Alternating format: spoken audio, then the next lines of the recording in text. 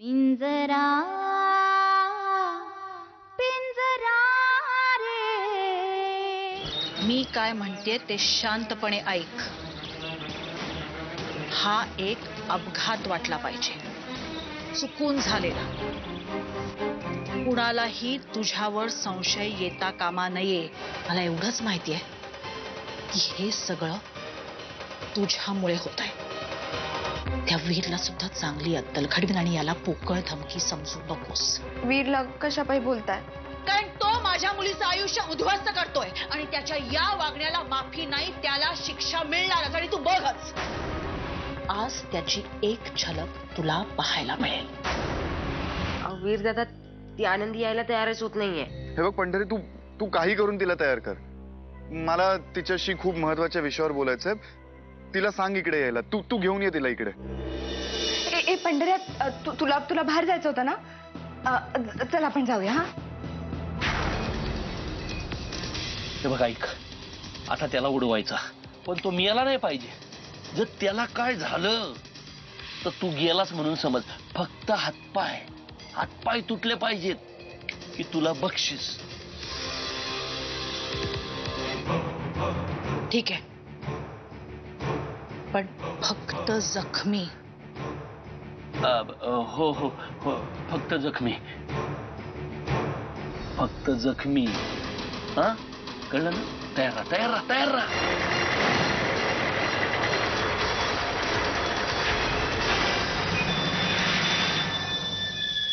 आता सगळे प्रयत्न संपले बच्चा. म्हणजे मामा काय बोलतेयस तू? पण मला खात्री आहे वीर आज ना उद्या नक्की सुधरेल. आता सुधारेलच, कारण यापुढे पाऊल वाकडं पडायला तो घराबाहेर पडू शकणार नाही. म्हणजे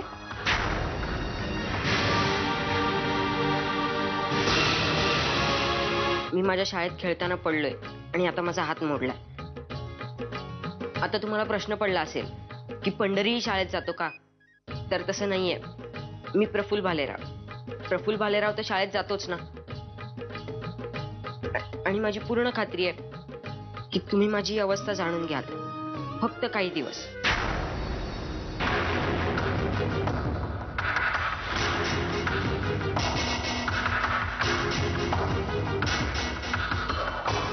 इथं काय करत होता?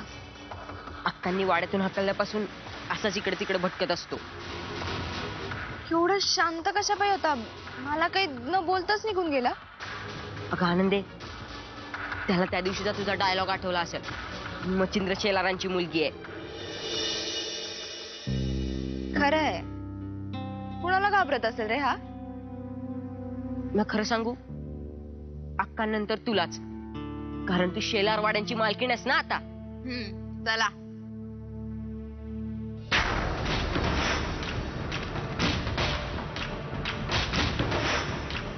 हे समजा होण्याचंच धावत होते म्हणून तुझ्यापासून लांब जात होते ना. असं नको करूच रे. मला फक्त पुन्हा असं नाही वागणार. हा, हॅलो तात्या. कुठून बोलतोयस तू? हा, अरे पण देवळात गेलास का तो? बरं किती लागले? अरे मग त्याला दवाखान्यात एक आहे. तू तिकडे थांब, मी आलो तिकडं. जी काय संकट असेल ती माझ्या वाट्याला टाक ना. माझ्या जवळच्या माणसाची परीक्षा कशापायी पाहतोय? तू तू तू फक्त एक लक्षात ठेव. वीरला काय झालं ना तर 2 जीव जातील. जोपर्यंत वीर डोळे उघडत नाही तोपर्यंत मी अन्न बाणाला बी स्पर्श करणार नाही. वीर बोल ना माझ्याशी. हे बघ मी आली आहे ना. पंढऱ्या पटकन ये, त्याला सुद्धा आली. मी आनंदी. वीर दादा, काय होतंय तुला? वीर तुला